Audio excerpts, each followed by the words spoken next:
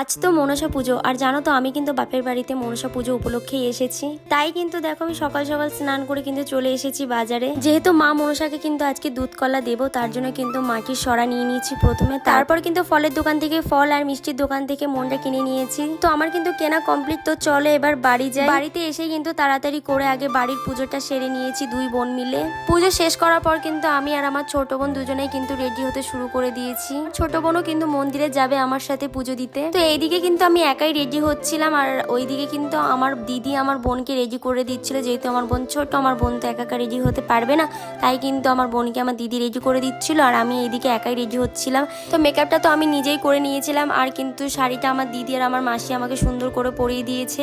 আর হ্যাঁ, আমি এই শাড়িটা পরে রিলস করার পর কিন্তু তোমরা আমাকে অনেক অনেক কমেন্ট করে জিজ্ঞাসা করেছো, দিদি তুমি কি এই ব্লাউজটা নিজে হাতে বানিয়েছো?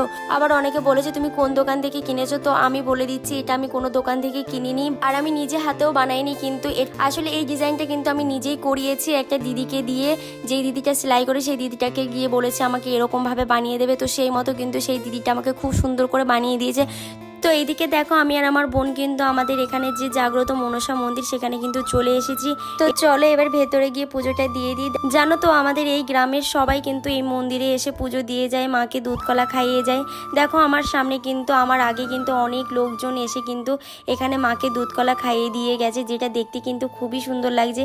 আমার মনে হচ্ছিল যে আমি মনে হয় সবার লাস্টে এসে মাকে দুধ কলা খাইয়ে যাচ্ছি। তো যাই হোক, আমার পরেও কিন্তু প্রচুর লোকজন এসছে, দেখতেই পাচ্ছ সাইডে অনেকেই আছে, তারাও কিন্তু দুধ কলা দিচ্ছে মাকে। জানো তো পুজো করতে করতে আমার একটা বান্ধবীর মায়ের সাথে দেখা হলো।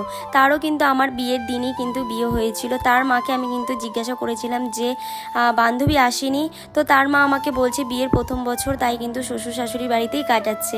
তখন আমারও একটু শুনে কিন্তু মনটা একটু খারাপ লাগলো। আমারও তো বিয়ে হয়েছে, নতুন বছর আমি কেন কাটাতে পারলাম না। জানো তো কারণটা হচ্ছে কি, কারণ জানো আমি যখন ক্লাস 7-এ পড়ি, মানে প্রচুরই যখন ছোট, তখন থেকে কিন্তু আমি এই মন্দিরেই পুজো দিতে আসি প্রতিটা বছর। ছোট থেকেই তো এই মন্দিরে এসে পুজো দিয়ে যাচ্ছি প্রতিটা বছর এই মায়ের কাছে, তাই কিন্তু মায়াটা ছাড়তে পারিনি। তাই শ্বশুর বাড়ি ছেড়ে কিন্তু আমি মায়ের টানে এই মন্দিরে আমি চলে এসেছি পুজো দিতে। আর জানো তো আমার শ্বশুর বাড়িতেও কিন্তু বড় করে মনসা পুজো হচ্ছে, সেখানে কিন্তু আমি থাকিনি। আমাকে বলেছিল অবশ্য থাকার জন্য, মন টেনেছে আমি ওখানেই যাব। প্রতিটা বছর যেহেতু আমি এখানেই পুজো দিয়ে আসি, তাই কিন্তু এবারের মতো আমি এখানেই পুজো দিতে এসেছি। যাই হোক, আমাদের পুজো শেষ হয়ে গিয়েছে। পুজো শেষ করার পর কিন্তু অঞ্জলি দিয়ে নিয়েছি। তারপর কিন্তু আমরা এখানে এসে একটু বসেছিলাম। তারপর কিন্তু আমাদের প্রসাদ দিয়েছিল, প্রসাদ খেয়ে কিন্তু উপোস ভেঙে তারপর আমরা একটু ঘুরতে বেরিয়েছিলাম। ঘুরতে এসে আমি একটু রিল শুট করলাম, তারপর কিন্তু চারিদিকটা ঘুরছি। তো ভিডিওটা অনেকটা বড় হয়ে গিয়েছে, তার জন্য কিন্তু নেক্সট ভিডিওতে বাকিটা তোমাদের সাথে শেয়ার করছি।